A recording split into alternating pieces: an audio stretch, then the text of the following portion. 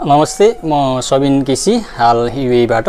देशमा घटिरहेको अहिलेको विषम परिस्थिति जुन कोरोना संक्रमण छ, यस सँगसँगै नेपालमा अहिले जुन तरिकाले चाहिँ ऊर्जावान तरिकाले उठिरहेको विषय भनेको सीमा विवाद रहेको छ।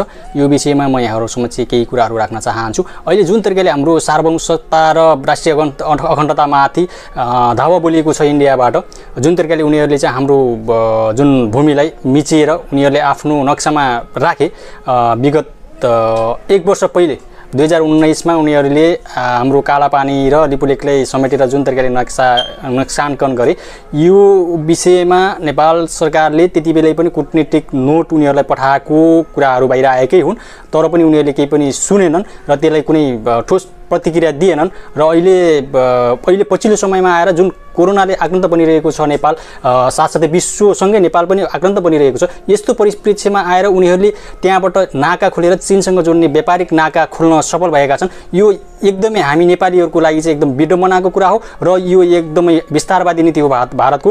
र अहिले पछिल्लो समय देशमा जुन तरिकाले घटनाक्रम विकास भइरहेको छ, यो हामी नेपालीहरूको लागि अनि हामी सम्पूर्ण स्वदेश र विदेशमा बस्ने सम्पूर्ण नेपालीहरूको लागि एउटा चुनौतीको विषय पनि हो र अवसरको विषय पनि हो। अहिले नेपाल सरकारले जुन तरिकाले भारतले समेटेको क्षेत्रलाई आफ्नो मातृभूमि हो, तर भारतले योभन्दा पहिला हैकम जमाइरहेको थियो, त्यो क्षेत्रलाई चाहिँ आफ्नो नक्साङ्कनमा नयाँ नक्सा क्रिएट गरेर त्यो क्षेत्र समेटेर नक्सा जुन तरिकाले तयार गरेको छ, त्यसको लागि हामी सम्पूर्ण नेपाली जनताले सराहनीय कामको एकदमै के भनौँ त्यसलाई एकदमै हामी उत्साहित भएका छौँ। सरकारले जुन तरिकाले प्रक्रिया अघि बढाएको छ, यसले एकदमै उत्साहित बनाएको छ। आगामी दिनमा पनि यो विषयवस्तुलाई चाहिँ चुरोमा नपुगुन्जेलसम्म डटेर लडेर जसरी हुन्छ हाम्रो आफ्नो मातृभूमि हामी आफूले लिनुपर्छ भन्ने तरिकाले चाहिँ नेपाल सरकार लागोस्। र यस जुन तरिकाले यो जुन घटनाक्रम जुन तरिकाले विकसित भइरहेको छ, जुन तरिकाले नेपाल सरकारले एउटा अठोटका साथ अब हाम्रो भूमि हामी लिन्छौँ, अब हामी लिएरै छाड्ने हो, हाम्रो आफ्नो भूमि अरूको हैकममा थियो, अहिले यहाँभन्दा पहिलासम्म लगभग 6 दशक पहिलादेखि बल्झिँदै आएको यो घटनाक्रम विभिन्न समयमा परिवर्तन हुँदै आएका सरकारले ध्यान दिन सकेनन्, उनीहरूले प्रयास नगरेका होइनन्, कूटनीतिक नोटहरू पनि नदिएका होइनन्, कूटनीतिक पहल पनि नगरेका होइनन्, तर सार्थक परिणाम निक्लन सकेन। जुन तरिकाले काम गर्नुपर्ने थियो त्यो हुन सकेन। हुन त राजाको पालादेखि नै यो घटना यो समस्या चाहिँ हुँदै आएको हो, अहिलेको समस्या होइन, यो धेरै लामो समयदेखि हुँदै आएको समस्या हो। र यसलाई हामीले ठोस रूपमा चाहिँ लिन नसक्दाखेरि, नेपालको तर्फबाट ठोस रूपमा चाहिँ पहल गर्न नसक्दाखेरि भारतले एकलौटी हडपेर बसिरहेको थियो। अहिले पछिल्लो समयको घटनाक्रमले गर्दा पनि नेपालीहरूलाई अलिकति उत्साह मिलेको छ, अलिकति खुसी पनि मिलेको छ। अब पक्कै पनि हाम्रो कालापानी लिपुलेख सुस्ता सहितको भूभाग समेटेर नयाँ नक्सा बनिसकेको अवस्था छ, प्रशासनिक निकायमा राजनीतिक र प्रशासनिक रूपमा बनिसकेको अवस्था छ। अब यसले हामीले मूर्त रूपमा हामीले कसरी लिन सकिन्छ, हामीले पहिलो प्राथमिकता भनेको कूटनीतिक पहल हो। कूटनीतिक पहल मार्फत कसरी हुन्छ त्यो जग्गा हामीले भोगचलन गर्न सक्ने अवस्थामा सिर्जना गर्नुपर्छ। यदि कुनै कारणवश कूटनीतिक पहलबाट यो हुन सकेन भनेदेखि अन्तर्राष्ट्रिय स्तरमा गुहार मागेर हुन्छ कि अन्तर्राष्ट्रिय सहयोग मागेर हुन्छ कि हामीले हाम्रो भूमि लिनै पर्छ, किनकि हाम्रा विगतदेखिका विभिन्न प्रमाणहरू हामीसँग छन्। विभिन्न सुगौली सन्धिहरूदेखि लिएर त्यहाँका जनताहरूले तिरो तिरेका रसिदहरूदेखि लिएर त्यहाँका जनता चुनावमा सहभागी भएका प्रमाणहरूले गर्दाखेरि त्यो भूमि हामी नेपालीकै हो भन्ने कुरो जो प्रष्टै छ। अन्तर्राष्ट्रिय स्तरबाट पनि यसलाई मूल्याङ्कन भइरहेको छ। अन्तर्राष्ट्रिय जगतलाई पनि सर्वमान्य नै छ कि यो नेपालको भूमि हो भन्ने कुरा। यो जुन बेला ब्रिटिस शासकहरूले ब्रिटिस शासकहरूसँगको युद्धमा जुन तरिकाले सम्झौता भएको थियो, त्यो एक सम्झौता थियो, त्यो यो थिएन कि नेपाली भूमि ब्रिटिसलाई दिने, इन्डियालाई दिने भन्ने कुरो। त्यही कुरालाई निरन्तरता दिएर हामीले गरेको सम्झौता ब्रिटिस शासकसँग हो, इन्डियासँग होइन, इन्डियाको अहिलेको शासकसँग होइन। उनीहरूले हामीलाई लाद्न खोजिरहेका छन्। पहिलाकै सहमतिलाई हामीले त्यो पहिलाको जुन समझदारी थियो, त्यो जुन तरिकाले सहमति भएको थियो, त्यो सहमति कार्यान्वयन गर्नुपर्छ भनेर हामीलाई जुन तरिकाले फोर्स गरिरहेका छन्, त्यो सम्भव छैन। त्यो भनेको क्षणिक केही समयको लागि थियो, त्यो दीर्घकालीन सोचको लागि गरिएको थिएन। त्यो केही समयको समस्या समाधानको लागि दुईपक्षीय बसेर गरिएको सम्झौता थियो, त्यसलाई अहिले हामीले निरन्तरता दिन सक्दैनौँ। यहाँभन्दा पहिला नै यो विषय उठाउनु पर्ने कुरा थियो, उठ्न सकेन। यसले गर्दाखेरि अहिलेको समस्या आएको हो। अहिलेको विषम परिस्थितिमा विश्व नै कोरोना सङ्क्रमणले जुन पिल्सिरहेको छ, यो अवस्थामा आएर हामी सार्वभौम सत्ता सम्पन्न शान्त एक सुन्दर नेपालको लागि भारतले ठुलो धावा बोलेको छ। र जुन तरिकाले अहिले भारतीय मिडियामा जुन तरिकाले हल्ला मचाइएको छ, जुन तरिकाले अफवाह फैलाइएको छ, यसमा हामी सम्पूर्ण तर्फबाट हाम्रा मिडियाकर्मीहरू, हामी नेपाली जनताहरू र हाम्रा हरेक निकायबाट यसको प्रतिवाद हुनुपर्छ। जुन तरिकाले अफवाह फैलिएको छ, जुन तरिकाले विषयवस्तुलाई नकारात्मकतातिर धकिलिरहेको छ, यो हाम्रो लागि एकदमै विडम्बनाको कुरा हो। यो उनीहरूले बुझ्नुपर्ने कुरा हो। पत्रकारिताको नैतिक मूल्य र मान्यताभन्दा बाहिर गएर पत्रकार अर्णव गोस्वामीले जुन तरिकाले अस्ति हाम्रो माननीय नेताज्यूसँग महेन्द्र रिजालसँग जुन तरिकाले प्रस्तुत भए, त्यो एकदमै गैर जिम्मेवारपूर्ण थियो। त्यो एकदमै पत्रकारिताको सैद्धान्तिक सामान्य मूल्य मान्यताभन्दा पनि बाहिरको थियो। त्यसलाई हामीले घोर भर्त्सना गर्नुपर्छ।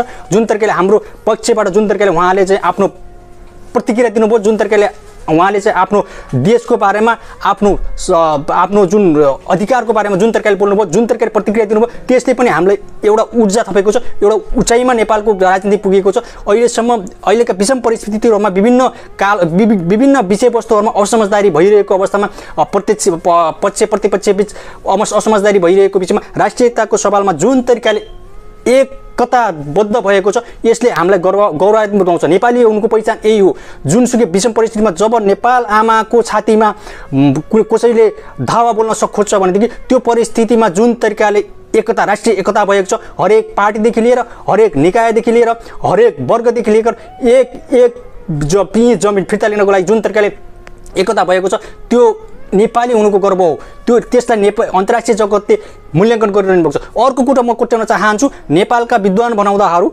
नेपालका जुन म बुद्धिजीवी हुँ, मैले सबै बुझेको छु, यो भन्ने जुन मानसिकता राखेका व्यक्तिहरूले अहिलेको विषम परिस्थितिलाई भारतको स्वार्थ पूर्ति हुने तरिकाले वक्तव्य दिइरहनु भएको छ। त्यो हामी नेपालीहरूको लागि एकदमै त्यो घृणाको विषय हो। उहाँले जुन तरिकाले गर्नुभएको छ, नेपाल आमाको काखमा बसेर विदेशी दलालहरूलाई जुन तरिकाले चाहिँ उहाँले प्रोत्साहन दिनुभएको छ, त्यसको हामी घोर विरोध गर्न चाहन्छौँ। त्यो हरेक नेपालीले त्यो विरोध गर्न चाहन्छौँ। उहाँले बुझेर गर्नुभयो, नबुझेर गर्नुभयो, हुन त हामी त्यति बुझ्न सक्ने छैनौँ। राजनीतिक वृत्तको अगाडि अनि बुद्धिजीवीहरूको अगाडि हामी त्यति बुझ्न सक्ने अवस्थामा छैनौँ। तर पनि हामीले इतिहास बुझेका छौँ, केही मात्रामा भए इतिहास बुझेका छौँ, केही मात्रामा भए राष्ट्रियता बुझेका छौँ, केही मात्रामा भए राजनीति बुझेका छौँ र देशको विषम परिस्थितिलाई कुन तरिकाले अगाडि बढाउन सकिन्छ भन्ने कुरा हामीले एकदमै बुझेका छौँ। त्यो हुनाले गर्दा पनि देशमा जुन तरिकाले अहिले केही मात्रामा, धेरै होइन, केही मात्रामा, सर्टेन मात्रामा जो विदेशी परिचालनमा चलेका छन्, उहाँहरूले चाहिँ यो जुन अहिलेको विषयवस्तुलाई थम्थम्याउने काम, यो विषयवस्तुलाई यहीँ टालटाल गर्नको लागि जुन तरिकाले प्रतिक्रिया दिने भएको छ, त्यसको हामी घोर विरोध गर्न चाहन्छौँ। जो विश्वभरि छरेर रहेका नेपाली त्यसको घोर विरोध गर्न चाहन्छ। यो बेला भनेको हाम्रो मातृभूमिलाई, हाम्रो नेपाल आमाको माटोलाई, हाम्रो आफ्नो जग्गालाई, अरूले हडपेको जग्गालाई हामीले आफ्नो माताहतमा ल्याउने समय हो। यो कुनै प्रतिक्रिया दिने, कुनै अरू अन्य मुलुकहरूलाई, कुनै स्वार्थलिप्त मुलुकहरूलाई सहयोग हुने खालको चाहिँ गतिविधि गर्ने समय होइन। यो कुरा उहाँहरूले सोध्नुपर्ने समय आएको छ।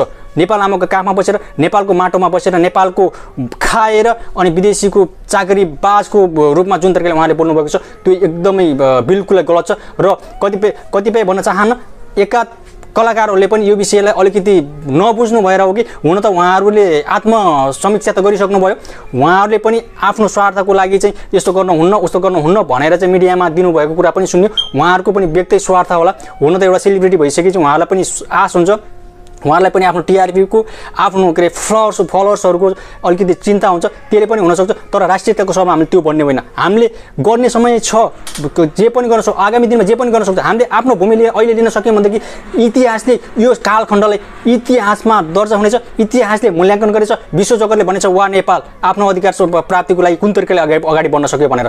यो विषय हामीले सोच्न पर्ने होइन र किन हामीलाई बारम्बार धावा बोलिएको छ। हाम्रो बारम्बारको सरकारको चाहिँ यो लाचारीपन होइन, बारम्बारको सरकारको चाहिँ भारतप्रतिको जुन झुकाव होइन। किन चाहिँ उहाँले ठोस रूपमा पहल गर्न सक्नु भएन अहिलेसम्म लगभग 6 दशकको अवधिमा कतिचोटि सरकार परिवर्तन भए? कुन सरकारहरू आए, नेपाली काङ्ग्रेसको आएन कि माओवादीको आएन कि अन्य दलहरूको मिलेर आएन कि अहिले कम्युनिस्टको शासन कम्युनिस्टको सरकार चलिरहेको छ। यो अहिलेसम्मको परिस्थितिमा जुन तरिकाले इस्यु उठ्न सकेको थिएन, अहिले जुन तरिकाले उठेको छ यसलाई हामीले मूर्त रूप दिने हो। हामीले हरेक क्षेत्रबाट, हरेक निकायबाट, हरेक भूमिबाट विश्वभर छरिरहेका जुनसुकै कुनामा हुनुहुन्छ हामी एक हुने समय आएको छ, एकताबद्ध हुने समय आएको छ। हामीले जहाँबाट जे गर्न सक्छौँ, हामीले विदेशका कुनामा छरेर दिन सक्ने भनेको अहिले तपाईँ हामी भनेको मोबाइलको जमाना छ, कम्प्युटरको जमाना छ, ल्यापटपको जमाना छ। हामी स्वयं भूमिमै उपस्थित हुनु पर्दैन। हामीले एक शब्द मात्रै सकारात्मक रूपमा, एक शब्द मात्रै नेपालको बारेमा, एक शब्द मात्रै हाम्रो मातृभूमिको बारेमा प्रस्तुत गर्न सक्यौँ भनेदेखि, हामीले एक्सपोज गर्न सक्यौँ भनेदेखि त्यसले तपाईँले गर्नुभएको शब्दले अर्को 2 जनाले प्रभाव पार्न सक्छ, त्यो 2 जनाले अर्को 4 जनालाई प्रभाव पार्न सक्छ। अनि हाम्रो एउटा बोली के हुन्छ, हाम्रो एउटा शब्द के हुन्छ, पुरा नेपालमा फैलिन्छ।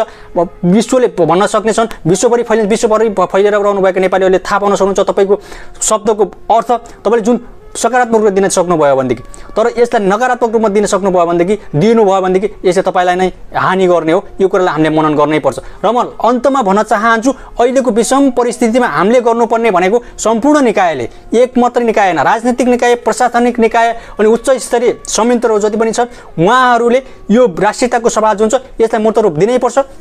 हाम्रो भूमिलाई हामीले हाम्रो मातहतमा ल्याउनै पर्छ। हामीले भोगचलन गर्नै पर्छ। भारतले जुन तरिकाले हेपा प्रवृत्ति रोग थालेको छ यसलाई हामीले परास्त गर्नै पर्छ। अब हामीले गर्ने एउटै काम छ, सकेसम्म हामीले आफ्नो उत्पादनलाई प्राथमिकता दिउँ। भारतबाट आउने कुनै पनि सामान हामीले प्रयोग नगरौँ सक्ने अवस्था छ भनेदेखि, इनकेस प्रयोग गर्नै पर्ने केही सामान छ भने, केही चिज छ भने हामीले प्रयोग गरौँ। होइन भने हाम्रो माटोमा जे छ, जे गरेर हामी बस्न सक्छौँ त्यसमै प्राथमिकता दिउँ। त्यो गर्न सक्यौँ भनेदेखि हामीले अरूमा परनिर्भर भएर बस्नुपर्ने अवस्था आउँदैन।